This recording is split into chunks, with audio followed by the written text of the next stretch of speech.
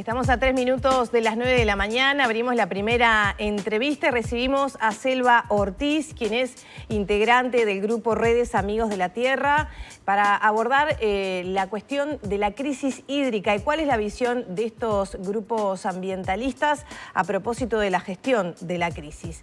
Selva, bienvenida. ¿Qué tal? Muchas gracias, buenos días a la audiencia. Bueno, ¿ustedes cómo valoran la situación actual en la que estamos viviendo? Bien, es una situación absolutamente grave.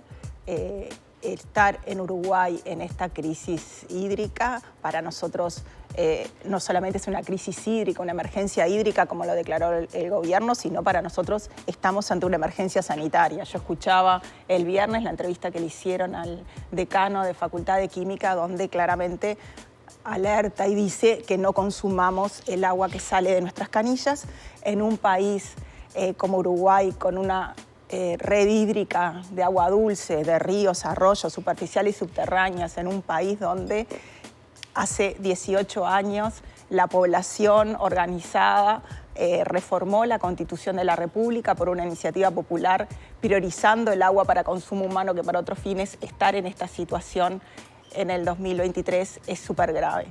Es muy grave porque no hubo un abandono de la cuenca del Santa Lucía, como lo venimos denunciando, como sigue pasando en el día de hoy. Leíamos los titulares en donde sigue habiendo daños, sigue habiendo sobreexplotación de esa cuenca, pero además en el 2013, hace exactamente 10 años, hubieron ya eventos que nos alertaban sobre la calidad del agua. Hubieron medidas que se tendrían que haber cumplido, no todas se cumplieron, pero además fueron tímidas e insuficientes.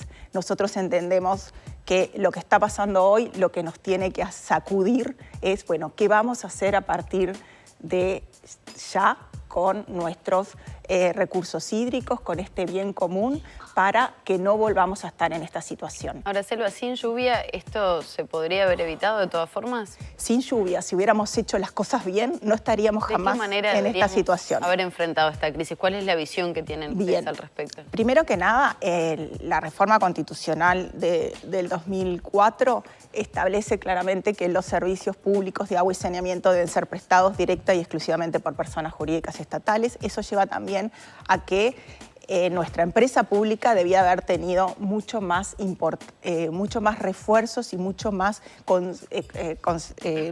permanente políticas para enfrentar lo que estaba pasando. Claramente, en los últimos años ha habido una falta de inversión y una mirada hacia lo privado con respecto a esto.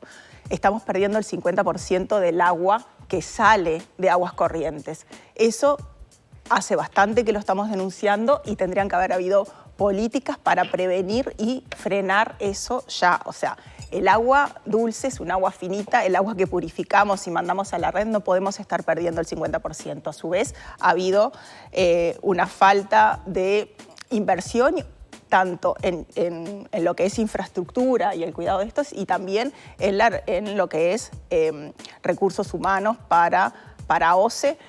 Los trabajadores han denunciado que han perdido y que más de 1000 trabajadores y que no están recuperados ni se están tomando. Entonces, nosotros siempre hemos defendido a OCE con esta política de subsidio cruzado, donde los lugares de ganancia también pueden cubrir las inversiones de los lugares que no dan ganancias. Pero también tenemos que pensar que lo que se hace en agua no es solamente inversión y no va a déficit del Estado, sino que lo que hacemos en materia de agua tiene que ver con esto de priorizar lo social sobre lo económico. Entonces, primero que nada, tendremos que reforzar nuestra empresa pública, porque es exclusiva y directamente quien tiene que dar los servicios de agua y saneamiento. Por otro lado, ha habido un abandono de la cuenca del Santa Lucía, ya mencionaba que las medidas no se están cumpliendo. Recuerdo muy bien que hace algunos años hubo una crisis del Santa Lucía y comenzaron a tomarse medidas, y a partir de allí, por lo menos yo empecé a escuchar el término de contaminación difusa, ¿no? Eso quiere decir que las actividades que se dan en toda la cuenca, contaminan de agoteo, digamos, o poquito, y es difícil abordar. ¿Qué se debió haber hecho para poder mantener el modelo productivo o impulsarlo, pero bueno, preservando el Santa Lucía. Bien, el 80% de la contaminación del río Santa Lucía es difusa, como lo estás diciendo. Y, es difusa y de dónde viene, porque bueno, es difusa, pero tenemos bien identificados quién la provoca. O sea, la provoca el sector agropecuario. Es lo que estamos haciendo en territorio. Entonces, acá las medidas que se tomaron fueron para mitigar ese efecto. Sin embargo, estamos viendo que no solamente tenemos que pensar en mitigación, sino que tenemos que pensar en medidas mucho más drásticas de revertir procesos de degradación del territorio y también aplicar algunas de las medidas que sí eran más la protección de las zonas buffer, zonas riparias que les llaman, que son las que están más sobre las orillas de los ríos, en donde hay que cambiar el modo de producción. Y acá no estamos hablando de bajar los niveles de producción, sino producir en forma mucho más sustentable y producir de otra manera, para asegurar el agua para consumo humano de la población y también la soberanía alimentaria de nuestra población, porque muchas veces lo que producimos o hacemos en esta cuenca no es para satisfacer necesidades de alimentación de nosotros. Una de las cuestiones, y en esta crisis hídrica se pone muy en evidencia, es que en esta cuenca hay declaradas áreas de prioridad forestal por la ley de la forestación, y nosotros hemos venido planteando claramente que no podemos tener áreas de prioridad forestal en esta cuenca y que tenemos que limitar la forestación y en algunos casos en las nacientes retirar lo que ya está hecho. La Constitución también habla de restauración de la naturaleza. ¿Qué produce áreas de forestación cerca del Santa Lucía? Cerca del Santa Lucía y principalmente en las nacientes. En las nacientes es donde tenemos la concentración en todo lo que es la Sierra de Minas, la concentración más grande de área de prioridad forestal. Una cuenca forestada con una cuenca no forestada, comparadas y en investigaciones que han hecho las empresas forestales y la academia, da que en una cuenca forestada tiene un 50% menos de caudal que una cuenca no forestada. Estamos hablando de cantidad y en momentos de crisis hídrica puede tener hasta un 80% menos de caudal.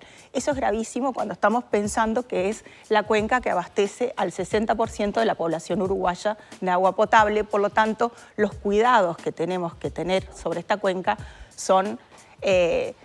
tienen que intensificarse para no volver a esto. Por otro lado, la degradación que tenemos y el uso intensivo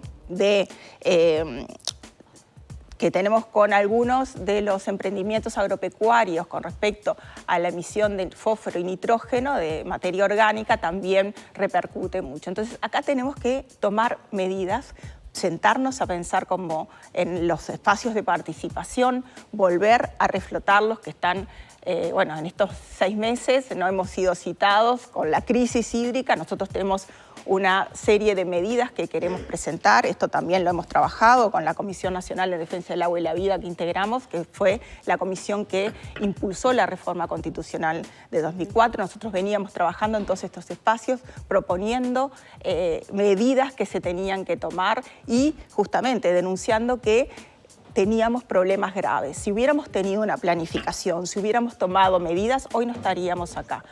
El problema es que hoy estamos sin agua potable en el área metropolitana, debemos cuidar esa cuenca. Muchas de las medidas que se están tomando hoy, una de las medidas que tenemos que preservar es, qué pasa en ese territorio, qué pasa con el monte indígena, qué pasa con los bañados, porque esto es también parte de la depuración. Sin embargo, estas represas que se están construyendo no están teniendo ningún tipo de estudio de impacto ambiental. También medidas que está tomando OCE para llegar a lugares donde puede encontrar agua en las nacientes para abastecer a minas, tampoco ha tenido esos cuidados. Nosotros estamos muy preocupados por lo que pasa ahora, pero lo que va a pasar cuando empiece a llover, porque cuando empiece a llover va a encontrar un territorio absolutamente que se tiene que drenar, tiene que llenar, pero también muy castigado por todas estas acciones que se están tomando. ¿Se hubiera evitado esta situación? Casupá, porque agua no ha caído en meses. O sea, exacto, han sido puntuales Es cierto que cayó un buen volumen, pero no alcanza para abastecer las diferentes represas. Bien, Casupá era una de las 11 medidas que estaba en el 2013. Casupá es una reserva, iba a ser una reserva de un 70% de la demanda de agua del área metropolitana. Y para nosotros Casupá también lo importante que tenía es que le iba a dar el caudal ecológico al Santa Lucía. Todo el debate que se ha dado, si Casupá se hubiera llenado, si no se hubiera llenado, es de otra índole. Tendríamos que tener ya Casupá construida o llenándose sería una medida. Claramente Neptuno no es una solución, ni a futuro. No, de hecho ustedes presentaron un recurso en marzo. ¿Qué pasó con eso? No, a ver, ¿por qué Neptuno no es una solución? Perdón que estoy... Sí, tomó un poquito de agua. Neptuno ha sido cuestionado desde filas de la oposición, organizaciones, parte de la academia también. Sin embargo, el gobierno pretende llevarlo adelante. Exactamente. Un consorcio de empresas privadas que construiría la zona de... Y el proceso sigue, ¿no? Y el proceso sigue, la licitación sigue. Nosotros venimos denunciando que no hubo información y no hubo participación de la sociedad civil en esto, como lo establece la Constitución. Presentamos recursos administrativos ante OCE, justamente cuestionando una cantidad de puntos que no han sido respondidos en cuanto a la inconstitucionalidad de ese proyecto, y también presentamos un recurso de amparo a la justicia que se nos negó, y luego también cuando hicimos la apelación también se negó. ¿El recurso de inconstitucionalidad es porque sería manejado por privados? No solamente, nosotros afirmamos que el recurso de inconstitucionalidad es porque no se cumplió con procesos, está manejado por privados, pero además se basa en una ley que es del 2002, una ley de inversiones del 2002, previo a la Constitución. La Constitución es muy clara, los servicios públicos de agua y saneamiento tienen que ser prestados directa y exclusivamente por personas jurídicas estatales. Cuando definimos servicio público, cuando estábamos redactando la Constitución, es todo el proceso, desde que se toma el agua, desde que entra una planta purificadora, desde que se purifica y que sale por un caño que llega a nuestros hogares. Entonces, si el servicio público tiene que ser prestado directa y exclusivamente por personas jurídicas estatales, esto no soluciona. Pero por otro lado, lo que nosotros decimos no es una solución porque estamos tomando agua del Río de la Plata, y eso también le dimos elementos a OCE, le dimos elementos a la justicia, porque entendemos que hoy estamos tomando agua del Río de la Plata y estamos viendo la calidad que está saliendo en nuestras canillas. Ya OCE había subido los niveles, la primera medida de OCE fue subir los niveles de salinidad, que es lo que exigía el proyecto Neptuno, después los tuvo que duplicar. Entonces, la calidad, nosotros entendemos que no tenemos por qué bajar nuestros estándares de calidad de agua construyendo el proyecto Neptuno, porque tenemos una muy rica red hídrica de agua dulce, un Santa Lucía que es recuperable y que, según la academia, perfectamente nos puede satisfacer, si tomamos medidas drásticas, puede satisfacer la demanda del área metropolitana si tomamos medidas drásticas. Entonces, cuando decimos que Neptuno no es la solución, escuchamos a las autoridades decir que cuando tengamos Neptuno vamos a tener agua infinita, que no vamos a tener este tipo de problemas. Bueno, estamos realmente alarmados porque eso no es cierto, eso es un error. La academia está denunciando y diciendo que hay problemas muy graves en la zona de Arasatí, problemas de salinidad. Muchos días en el año la salinidad está por encima de lo que se permite, de lo habilitado para potabilizar, por lo tanto claro, no va a poder funcionar. El gobierno no dicen eso, dicen que son muy pocos en el año. 80 días. No, 80 días es lo que da el estudio de factibilidad. Lo que decía el gobierno, por ejemplo, en el Palacio Legislativo, es que estos eventos de salinidad se dan cada 100 años. Bueno, hace 3 años que se están dando en forma constante. Ese acopio de agua dulce se solucionan esos pocos días de salinidad. Esos pocos días de salinidad, que ese polder sería de 25 a 40 días. Por ejemplo, estos últimos años han habido 93 días, 136 días, cosa que realmente no estaría solucionado. Entonces, estaríamos invirtiendo, todos los uruguayos le estaríamos pagando a un privado $800 millones por una obra que va a salir 258, que lo vamos a pagar desde todos los uruguayos, desde Artigas hasta Montevideo, por una falsa solución a este problema. Cuando La academia está alertando, las organizaciones estamos que el diciendo... gobierno sigue adelante con el proyecto si es tan negativo en la visión de ustedes y en referencia a los informes que ustedes traen? Eso es algo que realmente nos alarma porque entendemos que los estudios de las empresas están hechos, que son los únicos que ha usado el gobierno, y hay estudios de la academia, hay denuncias y hay espacios en donde tendríamos que haber discutido esto que no lo discutimos.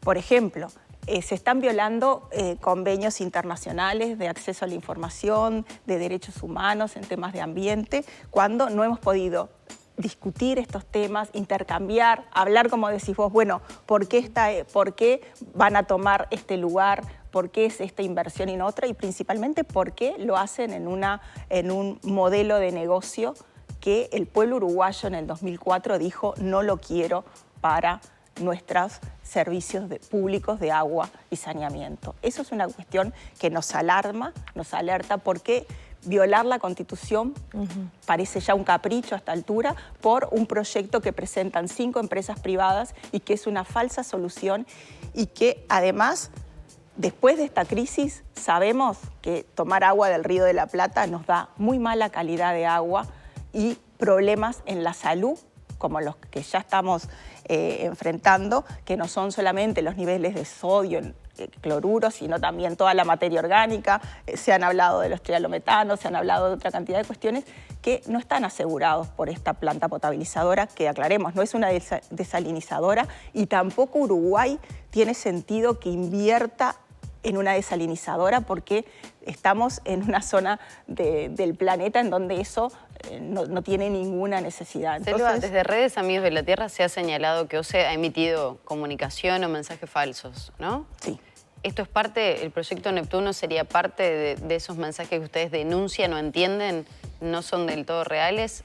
¿O en qué otra cosa se ha equivocado tal vez desde su punto de vista el gobierno y OCE en particular? Nosotros entendemos que en esta crisis hídrica ha estado muy mala la comunicación, principalmente porque se comunicó tarde, porque ya en febrero tuvimos una alerta y hasta mayo no tuvimos ninguna alerta, hasta el día días después que tomábamos agua de la canilla y decíamos, ¿qué pasa? ¿Qué sabor más extraño tiene esto? Entonces, cuando ya los niveles estaban por encima, fue que la población se enteró de que estaba pasando esto. Por otro lado, las medidas que se ha tomado por parte de OCE y del gobierno no han dado ningún resultado, porque fueron tardías y siguieron en el mismo sentido.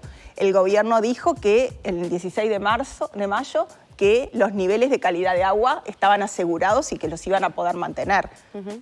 Pocos días después seguimos duplicando y hoy estamos por encima de los niveles permitidos.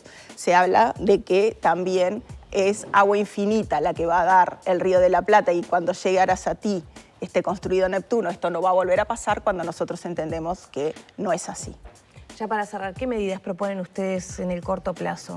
Bien, en el corto plazo nosotros entendemos que hay sectores de la población que no está teniendo acceso al agua potable, que no están pudiendo comprar agua embotellada. Entonces acá nosotros en la Comisión de Cuenca del Santa Lucía el jueves pasado, y que pasamos un cuarto intermedio para tratar estos puntos este jueves, entendemos que OCE tiene que salir por los barrios con tanques cisterna de agua potable traído de los lugares donde sí está pudiendo potabilizar, para llevar agua en forma directa a la gente, porque el agua que está llegando por sus canillas no puede satisfacerlo. Entonces, eso es lo prioritario, que los sectores vulnerables hoy tengan acceso a agua potable, que no están pudiendo pagarse el agua embotellada, que lo que están pudiendo, lo que se está brindando y lo que está distribuyendo no es suficiente para esa población.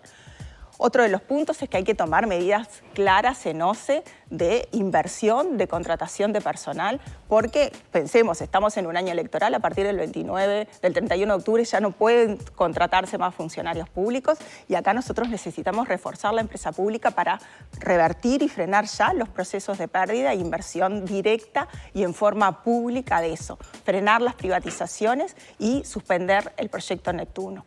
Entonces, también entendemos que la academia en los espacios de participación tiene que tener una voz mucho más fuerte. El Estado y el gobierno no han tomado en cuenta a las organizaciones ni a la academia, por lo tanto tenemos que sentarnos ya en esos espacios que estén funcionando en forma permanente para buscar y juntos encontrar más medidas para revertir estos procesos y para que esto no vuelva a suceder. Muchas gracias, Selva.